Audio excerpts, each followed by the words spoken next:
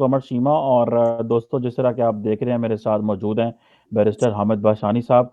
Barrister साहब आपके वक्त का बहुत शुक्रिया। थैंक यू जनाब, आपका शुक्रिया। बैरिस्टर साहब आज बड़ी अहम बात करनी है। पाकिस्तान की तारीख में कभी इस तरह की चीज़ नहीं हुई। जिस तरह के आपको पता है हम इस पे बात भी कर चुके थे कि इमरान खान साहब के खिलाफ नो कॉन्फिडेंस मोशन आया और बजाय इसके कि ऊपर उस नो कॉन्फिडेंस मोशन के ऊपर कॉन्स्टिट्यूशन में तो ये लिखा हुआ है कि उसका लॉजिकल कंक्लूजन ये है कि गवर्नमेंट ने उसके ऊपर वोटिंग करवानी थी, लेकिन गवर्नमेंट ने ये कहा कि उसको रिजेक्ट कर दिया जनाब कि ये एक फॉरेन कॉन्स्पिरेसी है रजीम चेंज की पाकिस्तान में। तो ये जो लॉ मिनिस्टर साहब हैं फवाद चौधरी साहब, उन्होंने इसको कहा, इसके ऊपर रूलिंग दी। तो उन्होंने जो डिप्टी स्पीकर साहब उन्होंने रूलिंग दी और कहा इसको हम रिजेक्ट करते हैं। और उसके थोड़ी देर बाद ही इमरान खान साहब ने पार्लियामेंट से अवाम से खिताब किया और उन्होंने कहा जी मैंने असम्बलियां तोड़ दी हैं और अब फ्रेश इलेक्शन होंगे। आप इसको किस तरह देखते हैं? क्या आप इसको अनकॉन्स्टिट्यूशनल मूव देखते हैं? ये अनार्की की सिचुएशन है? पाकिस्तान जैसा मुल्क जहां पे डेमोक्रेसी बड़ी मुश्किल से आई है और अगर आई है तो सियासतदान इसको जिस तरह इस्तेमाल कर रहे हैं, तो आप इसको जरा किस तरह अहाता करेंगे इस सिचुएशन का? सर, इस सिचुएशन का आता ही है कि पहली बात यह है कि ये गलतफहमी है बड़े पैमाने पे कि पाकिस्तान में डेमोक्रेसी आई है बुनियादी तौर पे टू स्टार्ट विद। चूंकि मैं कई दफ़ा हमेशा इस पे जोर देता हूँ कि डेमोक्रेसी सिर्फ ये नहीं होती कि आपने इलेक्शन करा दिए एज स्केड्यूल्ड 3 साल बाद या 5 साल बाद। आप मुझे ये बताएं कि 1979 में जो है वो ईरान में इस्लामिक रेवोल्यूशन आया था, तो 1979 के बाद आप मुझे कोई एक टाइम बता दें जब वहाँ इलेक्शन ना हुए हों। वहाँ 1979 से लेके मसलसल इलेक्शन होते हैं कंटिन्यूसली विदाउट एनी डिले या बगैर किसी हैंकी फेंकी के। तो आप उसको डेमोक्रेसी दुनिया क्यों नहीं मानती? डेमोक्रेसी का मतलब ये नहीं होता कि लोगों से आप वोट ले लें या चुरा लें हर 5 साल बाद और एक नया चेहरा आगे करके बैठा दें। दुनिया देखती है कि आपके सिस्टम में क्या तब्दीली आई, अवाम ने कितना पार्टिसिपेट किया। और यही बात मैं बार बार जोर देता हूँ कि जब तक एक डेमोक्रेटिक कल्चर डेवलप नहीं करते आप, जिसमें कि डिसीजन कैसे हों, इस तरह की सिचुएशन को कैसे फॉर एग्जांपल फेस किया जाए जो आज हुई, ये सारी चीजें, तो उस वक्त तक ये एक डेमोक्रेसी का एक सेगमेंट आप एक्सरसाइज कर रहे हैं, वोट, जो कि जस्ट एक पूरा जो है वो 100 में ऐसा मिलेंगे 10% जिसका हिस्सा है वोट हो गया, लेकिन बाकी 90% मिसिंग है। तो हमें इस बात पे ध्यान देना चाहिए कि डेमोक्रेसी कैसे लाई जाए टू स्टार्ट विद बुनियादी तौर पे। जब एक चीज तो ये मैंने आपको बता दी कि जो तर्ज अमल है is a way of life है, democracy is a whole culture. दूसरा, जब आपके सियासतदान जो हैं वो लाइन में लग के तो किसी तीसरी कुव्वत की मदाखलत और उसके आने की या उसके इशारा आबरू की या उसकी उंगली उठाने की बातें करते रहें तो फिर वो डेमोक्रेसी नहीं होती, फिर वो एक साजिशी, जिसको आप कहते हैं ना, एक साजिश का एक अमल होता है जिसमें आपको हुक्मरान बना दिया जाता है या आपको उतार दिया जाता है। तीसरी ये है कि ये जिसको हम सरप्राइज कहते हैं कि अवाम को सरप्राइज दिया या अपोजिशन को सरप्राइज दिया, मैं इसको शाक कहता हूँ। ये शाक द नेशन। अगर कोई भी महजब नेशन होती तो उसके बाद ये इमरान खान का अपना जीतना तो दूर की बात है, पता नहीं उसके साथ क्या हैशर हो जाता कि आप एक हाउस में बैठ के एक डेमोक्रेसी के जो है वो नाम पे तो आप इस तरह की जो है वो हरकत करते हैं। पहली बात यह है कि इस पे आप सवाल उठाएं, थोड़ा सा गैर जानबदारी से सोचे। चलो, एक तो बायस ओपिनियन होती है, जिसको बायस भी बाज औकात कहना भी ज्यादती है, चूंकि कई दफा ओपिनियन जो है वो सच्चाई को रिफ्लेक्ट कर रही होती है, और जब सच्चाई को रिफ्लेक्ट करने का सवाल हो तो उसको आप बायस नहीं कहते, वो फिर एक सच्चाई का साथ देने या ना देने का सवाल जो है वो आ जाता है। इसमें जो है वो 7 मार्च के बाद नया क्या हुआ जब आपको खत मिला और जब से अपोजिशन जो है आपको बार बार नंबर शो कर रही है मुख्तलिफ फोरम्स पे बैठ के कि हमारे पास ये नंबर हैं, और आप खुद बार बार तस्लीम कर रहे हैं कि हमारे ये लोग बिक गए, गद्दारी कर गए, बेजमीर निकल गए, लोटे बन गए। तो उसके बाद आज ऐसा नया क्या हुआ कि अचानक आज वोटिंग से 5 मिनट पहले आप पे ये इंकशाफ हुआ कि जनाब ये तो बहुत बड़ी साजिश हो गई, तो ये तो वैलिड ही नहीं है जो हम कर रहे हैं। आपने खुद एक डेट फिक्स की हुई है वोटिंग की, आपने रेजोल्यूशन को एक्सेप्ट किया हुआ है उसी हाउस और उसी स्पीकर ने, یہ ریزولوشن آج پیش نہیں ہوئی جس پہ آپ نے آ کے تو منسٹر صاحب نے وہ عجیب قسم کا فیس بنا کے تو سوال کر دیا، معصومانہ قسم کا، اور ڈیپیوٹی اسپیکر نے اس سے بھی عجیب فیس بنا کے جواب دے دیا. یہ مذاق ہے، دس از اے جوک. اور اسی پہ میں بار بار دہراتا ہوں کہ یہ عوام کو گدے سمجھتے ہیں. اگر یہ عوام کو انسان سمجھیں یہ کبھی اس طرح کا ڈرامہ نہیں کر سکتے. یہ ڈرامہ ایون ایکٹرز جو ہے نا اسٹیج پہ کرتے ہوئے تھوڑے سے وہ شرماتے ہیں کہ ہر آڈینس ایسا نہ ہو کہ جوتے مارنا شروع ہو جائیں گے تم ہمیں کیا سمجھتے ہو کہ ہم یہاں بیوقوف بننے کے لیے آئے ہیں یا انٹرٹینمنٹ کے لیے آئے ہیں. یہ جو کامیڈین ہوتے ہیں، یہ جو حرکت انہوں نے کی ہے یہ تو آپ کے سامنے ہے جناب کہ اس کی کوئی جسٹیفیکیشن.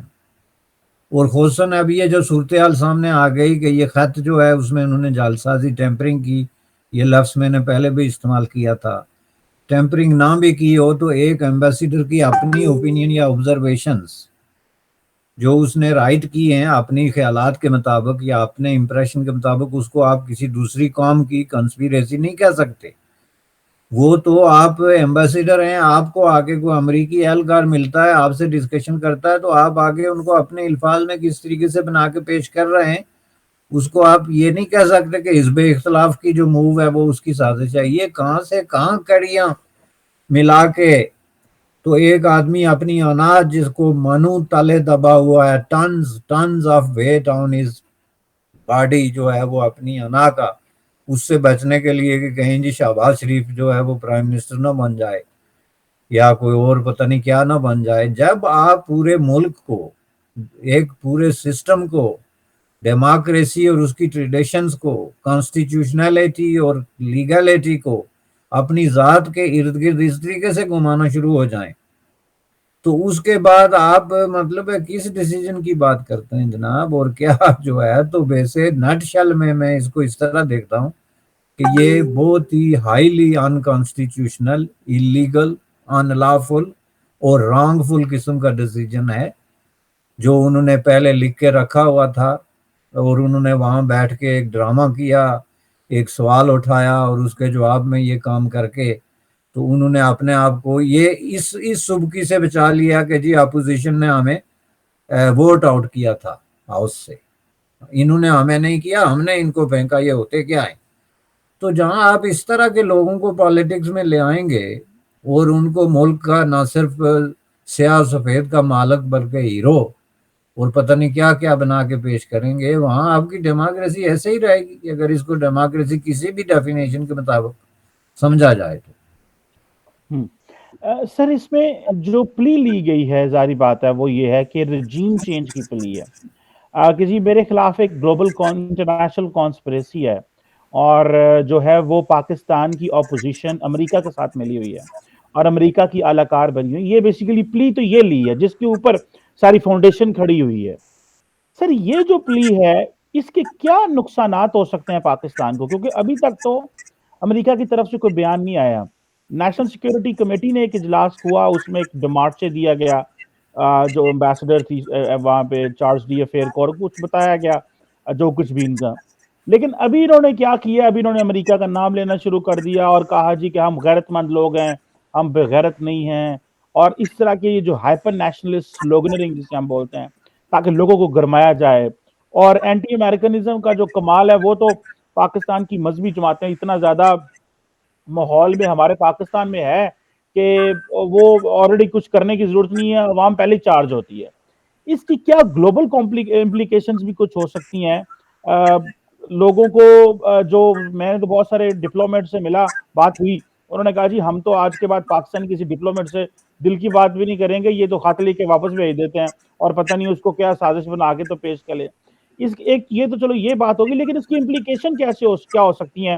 رجیم چینج تھیری، یا یہ کہنا امریکہ کروا رہا ہے، اپنے لوگوں کو غدار کہنا، یا پاک امریکہ تعلقات کے حوالے سے سر اس کو کیسے دیکھیں گے آپ؟ نہیں، اس طریقے سے تو اس کی امپلیکیشن سیریس ہیں جی. ایک تو آپ نے اپنے جو پورا ڈپلومیٹک کور ہے نا اس کی جو کریڈیبلٹی ہے اس کو ہائیلی ڈیمیج کر دیا. آج کے بعد کوئی بھی ہوش مند، کوئی امریکی کم از کم یا یورپین آپ کے ساتھ اس طرح کی فرینک ڈسکشن نہیں کرے گا جو کہ ڈپلومیٹک حلقوں میں ہوتی ہے. چونکہ کسی کو کوئی پتہ نہیں کہ آپ پتہ نہیں کیا بنا کے اس سے جو ہے وہ پیش کر دیں. ایون دو کہ اگر وہ ایسی بات ہوئی بھی ہو تو پھر بھی جو ہے یہ مطلب اب امریکہ ایک بڑا ملک ہے، اس میں ہزاروں لاکھوں اس کے اہلکار ہیں، کوئی ایک آدمی کوئی لائن کراس بھی کر سکتا ہے. ہم یہ نہیں کہتے کہ اس میں صرف پاکستانی ہیں جو لائن کراس کر دیتے ہیں یا انہوں نے اپنے جو کریکٹر کا جو مظاہرہ ہوتا ہے ڈسپلے کرنے میں ناکام رہتے ہیں. ایک امریکی بھی کر سکتا ہے فار شیور، کوئی بھی کسی بھی نیشن کا آدمی. لیکن آپ نے ایک پریسیڈنٹ سیٹ کر دی. وہ جیسے ایک زمانے میں مشہور ہو گیا تھا 80s میں نا کہ ہر پاکستانی کے پاس جعلی پاسپورٹ ہوتا ہے، تو جو بھی پاکستانی کسی ایئرپورٹ پہ جاتا تھا کہتا نظر اس کے کہ وہ کیا ہے، اس کو وہ الگ لائن میں لگا لیتے تھے بغیر بات کیے. وہ کیا تھا کہ آپ نے as a member of public آپ کی کریڈیبلٹی جو ہے نا وہ انٹرنیشنلی چیلنج کر لی تھی. بالکل اسی طرح آج کے بعد کوئی بھی پاکستانی ڈپلومیٹ جو ہے اس کو کوئی راز کی بات نہیں بتائے گا، اور نہ میں سمجھتا ہوں کہ اس کے ساتھ اس طرح کی ملاقاتیں ہوں گی. اب وہ بہت بڑے اپنے ساتھ ممکن ہے کیمرے یا ٹیپ ریکارڈر اور ساتھ میں وہ نوٹ بنانے والے لے کے ہی کوئی کسی سے ملے گا، جو بہت زیادہ ایک فارمل قسم کی میٹنگ ہو جائے گی، اور یہ ایک پرابلم کریٹ ہو گیا ہے ایک اس سے.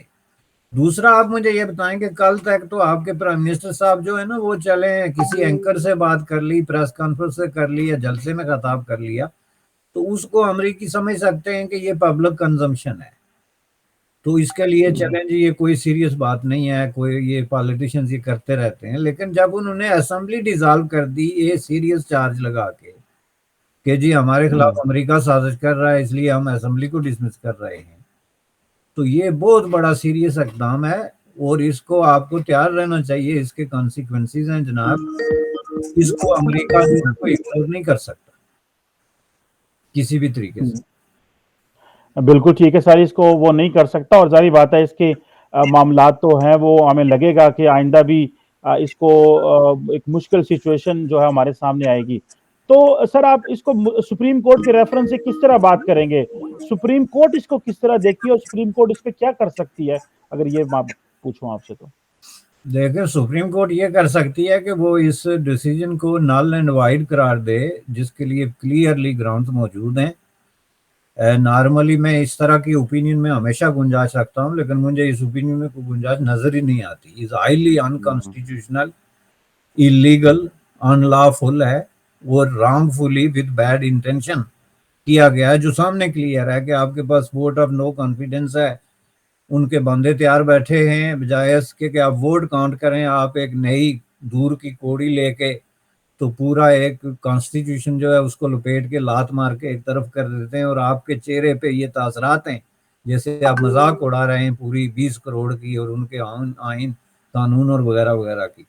تو اس میں تو کسی کوئی گنجائش ہے ہی نہیں. لیکن پرسنلی میں آپ کو بتا دوں کہ اس میں میرا جو ہے کافی حد تک کہ پیسے مسڈ قسم کا رویہ اس لیے ہے کہ پاکستان کی تاریخ میں بے شمار ایسے کیسز ہیں جو آپ کے جو ہے ہائر جوڈیشری کی طرف سے آئے ہیں، جو نہ صرف ڈسگسٹنگ ہیں بلکہ بہت ہی زیادہ کلنک ہیں خود جوڈیشری کے اپنے چہرے پہ ایک کلنک کی حیثیت رکھتے ہیں. تو ہم یہ نہیں کہتے کہ وہاں پہ کوئی ریولوشنری یا ڈراسٹک چینج آ گئی ہے تو پتہ نہیں آئندہ کوئی ڈیسیجن ایسا نہیں ہوگا. آپ مولوی تمیز الدین سے لے کے تو کیسوں کی ہسٹری پڑھتے آئیں کہ جہاں پہ ججز نے ایسے ایسے ڈیسیجن کیے جو کوئی جج سوچ بھی نہیں سکتا. خود جج اس پہ کوٹ کرنے سے آج کی عدالت کے بہت سارے ججز اس کو کوٹ تک نہیں کرنے دیتے. تو اس لیے یہ پاسبلٹی بھی ہے. دیکھیں آپ جس ملک میں پرائم منسٹر یہ حرکت کر سکتا ہے کہ اپنی انا کو تھوڑا سا ٹیم کر کے تو کہے کہ ٹھیک ہے یار ایک سچویشن ڈیموکریٹکلی تو عزت سے گھر جانے کے بجائے اگر یہ حرکت کر سکتا ہے تو پھر آپ کس سے کیا توقع رکھ سکتے ہیں. تو اس لیے میں اس کو یہ نہیں کہتا کہ جناب کل ایک ریولوشنری ڈیسیجن آئے گا کورٹ کی طرف سے، لیکن میں یہ ضرور کہتا ہوں کہ ڈیسیجن صرف یہ آ سکتا ہے اگر اس کو ایتھیکلی، مارلی، پولیٹیکلی اور ہسٹوریکل کنٹیکسٹ میں کیا جائے تو ڈیسیجن صرف یہ پاسبل ہے کہ یہ ڈیسیجن انکانسٹیٹیوشنل ہے. It should go back to the parliament. Parliament का दोबारा इजलास हो, उसमें दोबारा वोटिंग हो और वो वहां से जो डिसीजन होता है उसको फॉलो किया जाए। That is the only decision जिसको आप दुरुस्त डिसीजन इन हालात में कह सकते हैं। इसके अलावा जो कुछ भी होगा वो मैं आपको बता दूं, वो उसको किसी ना किसी तरीके से क्रिटिसिज्म का सामना करना पड़ेगा। बिल्कुल सही कहा आपने सर। ये अगर इन्होंने उसको वहां से ना शुरू किया जहां से उन्होंने कानून तोड़ा है तो जारी बात है एक मसला होगा। लेकिन मैं देख रहा था कि आज ये कहा गया कि चीफ जस्टिस साहब को कि जनाब इसको अनडू करें, जो कि डिप्टी स्पीकर ने रूलिंग दी है। तो उन्होंने कहा हम इसको अनडू नहीं कर सकते क्योंकि हम पार्लियामेंट की कार्रवाई पे एक खास हद तक मुदाखलत जो है वो कर सकते हैं। ये सुप्रीम कोर्ट का जारी बात है एक मौकफ है। एनी हाउ सर, इसको देखते हैं आइंदा क्या सिचुएशन डेवलप होती है। ये एक डेवलपिंग सिचुएशन है। मैंने कहा सर आपसे बात की जाए। ये जो सुप्रीम कोर्ट का ये मौकफ है ना, जब सुप्रीम कोर्ट के सामने इस बात का प्रूफ हो कि कोई डिसीजन अनकॉन्स्टिट्यूशनल है और इलीगल है, तो उस वक्त सुप्रीम कोर्ट ये नहीं कह सकता कि हम पार्लियामेंट में मुदाखलत नहीं कर सकते। ये टेक्स्ट बुक का क्वेश्चन है, लॉ स्कूल में पढ़ाते हैं पहली साल के बच्चों को। तो ये आप कैसे कह सकते हैं कि आप नहीं कर सकते? फॉर एग्जाम्पल जो है वो डेप्यूटी स्पीकर पागल हो जाए या ये हुक्म दे दे कि जी ये स्पीकर को कत्ल करते हैं, तो सुप्रीम कोर्ट क्या कहेगा कि ये स्पीकर का डिसीजन है? ये ऐसे नहीं होता है। कोर्ट के पास इख्तियारात हैं when it comes to the interpretation of the constitution. ये कॉन्स्टिट्यूशन की इंटरप्रिटेशन का सवाल है कि क्या स्पीकर इसकी ये तशरीह भी कर सकता है जो उसने की है कि जी वो एक कंस्पिरेसी हुई है जिसमें खत ही जाली है, पता ही नहीं कहाँ से आया, किसने लिखा, उसमें लिखा हुआ क्या है। और उसका आपके प्राइम मिनिस्टर साहब कहते हैं वो मिनट्स पेश कर रहे हैं वो मीटिंग की सिक्योरिटी काउंसिल के एलामिया के बजाय, जो बाकायदा जब आपके पास प्रेस रिलीज और एलामिया है तो फिर मिनट्स का मतलब ये होता है कि ड्यूरिंग द डिस्कशन कोई राय मेंबर कोई राय दे सकता है, वो मिनट्स में आ जाती है। तो वो कोई जो है वो प्रूफ तो नहीं होता कि जी अमेरिका ने आपके खिलाफ साजिश की। क्या बेचते हैं यार आप लोग, मैं हैरान हूँ। और किस दुनिया में रहते हैं और क्या ख्वाब देखते हैं इस मुल्क में। तो मैं कहता हूँ कि अब अल्लाह भी रहम कर हो गले पड़। और वो देखे ना वो क्या आज फिर वो मजहब कार्ड बेच रहे थे कि देखे ना जनाब पाकिस्तान 27 रमजान को बना, अभी भी रमजान है और अल्लाह का बड़ा शुक्र है और हम अल्लाह की खास नजर है हमारे ऊपर। यानी कि जो मैं काम कर रहा हूँ मेरे ऊपर अल्लाह की नजर है और मैं अल्लाह के हुक्म से कर रहा हूँ। मतलब मजहब को बेच बेच के इन्होंने हमारी जो है ना वो मुश्किलात में इजाफा कर दिया और एक पाकिस्तान एक नए बहरान में चला गया है जिसमें रूल्स ऑफ गेम तो वो मानते कोई नहीं है। वो कहते हैं वो ऑपोजिशन कहा करती थी ये बिगड़ा हुआ बच्चा है। वो बात तो सच साबित हुई आज। वैसे DGI-SPR ने कहा जी हमारा तो इससे कोई ताल्लुक नहीं है, लेकिन जारी बात है उनके ऊपर भी क्वेश्चन आएगा कि वो जो हाइब्रिड रिजीम था सपोर्ट करना लेके आना, तो इस हद तक जो चीजें हैं इससे भी बड़ा नुकसान हुआ है पाकिस्तान को। एनी हो बरिस्टर साहब इसके ऊपर बात दोबारा करेंगे आपसे। Thank you very much sir for your time and your valuable input. Thank you जनाब, थैंक यू।